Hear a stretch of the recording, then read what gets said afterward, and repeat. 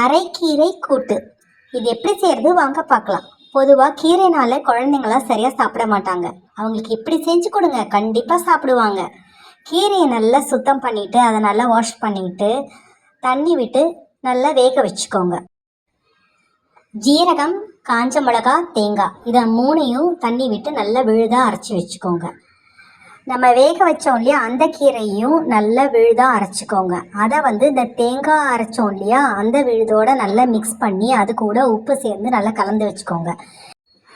வாணலியில் தேங்காய் எண்ணெய் விட்டு கடுகு, உளுத்தம்பருப்பு, காஞ்ச மிளகாய் நல்லா செவந்த உடனே பெருங்காயம் சேர்த்துக்கிட்டு நம்ம அரைச்சி வச்ச கீரை விழுதை அதில் விட்டு ஒரு 5 நிமிஷம் கொதித்த உடனே இறக்கிடலாம்.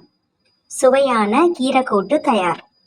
சாதத்தில் பருப்பு பொடி போட்டு அது மேலே நல்லெண்ணெய் விட்டு அது கூட வெத்த குழம்பும் இந்த கீரையை தொட்டு சாப்பிட்டா அமோகமாக இருக்கும். நீங்களும் செஞ்சு பார்த்துட்டு எப்படி இருக்குன்னு சொல்லுங்கள். தேங்க்யூ.